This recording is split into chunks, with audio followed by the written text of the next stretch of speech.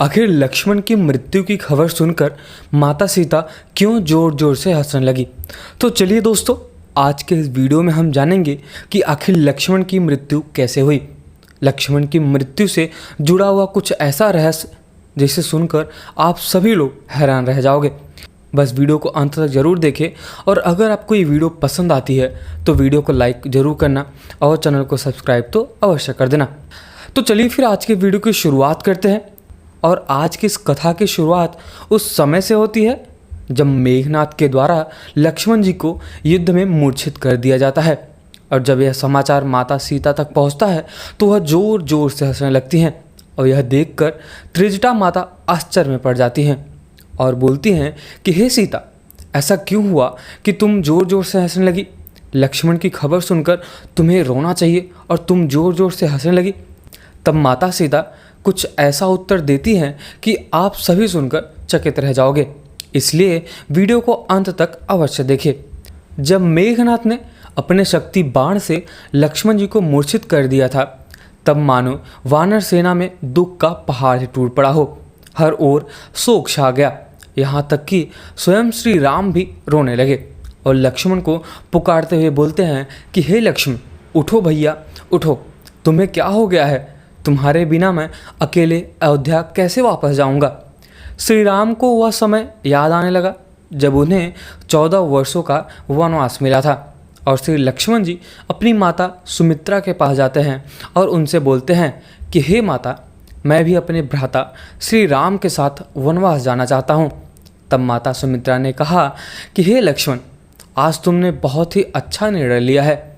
मैं तुम्हें इस पुण्य कार्य के लिए कैसे रोक सकती हूँ। मैंने तो तुम्हें केवल जन्म दिया है, परंतु अब से तुम्हारे सर्वस्व श्री रामचंद्र जी हैं। आज से तुम राम के हो गए और तुम्हारे श्री रामचंद्र जी।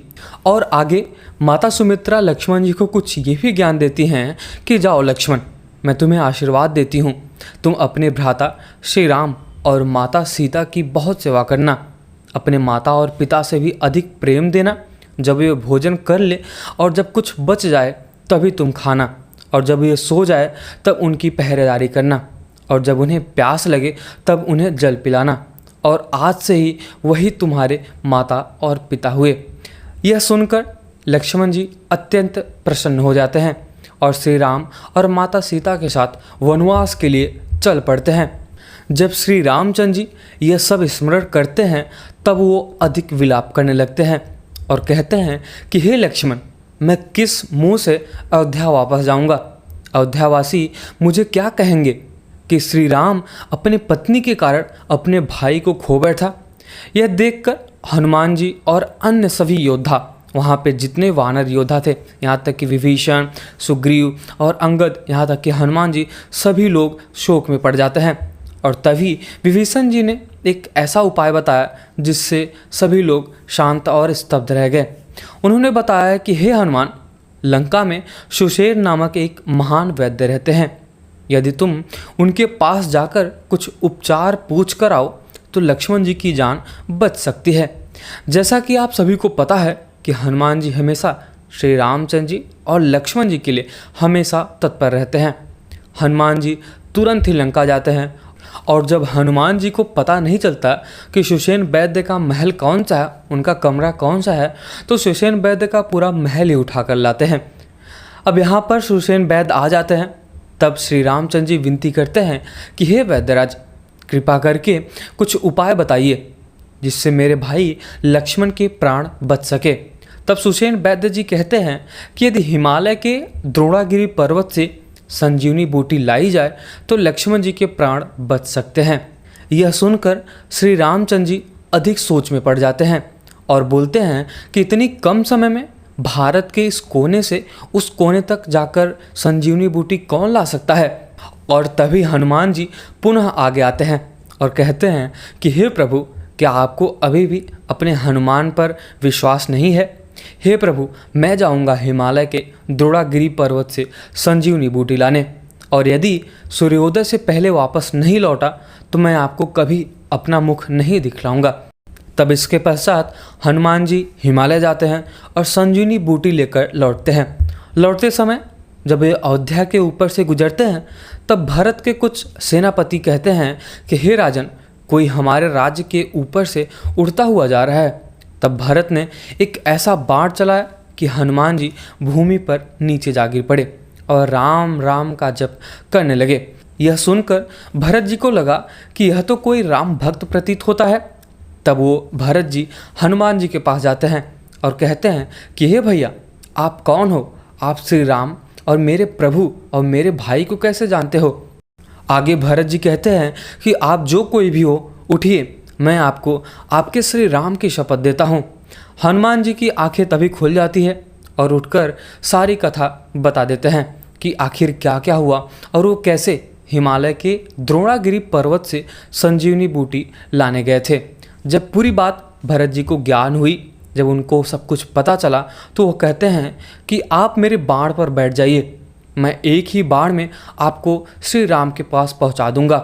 और सूर्यदेव में इतनी ताकत नहीं कि वो समय से पहले निकल जाए। लेकिन वहाँ पर हनुमान जी उत्तर देते हैं कि हे भरत भैया, श्री राम का कार्य करने के लिए राम का नाम ही पर्याप्त है। तब इसके पश्चात हनुमान जी भरत जी से विदा लेते हैं और श्री राम के पास पहुँच जाते हैं। और तब सुषेण वैद्य ने लक्ष्मण जी को संजीवनी बूटी का रस पिलाया और कुछ ही क्षणों में लक्ष्मण जी की आंखें खुल जाती है। पूरी वानर सेना में आनंद और उल्लास का वातावरण छा जाता है और पूरा वानर दल जय श्री राम के उद्घोष में गूंज उठता है।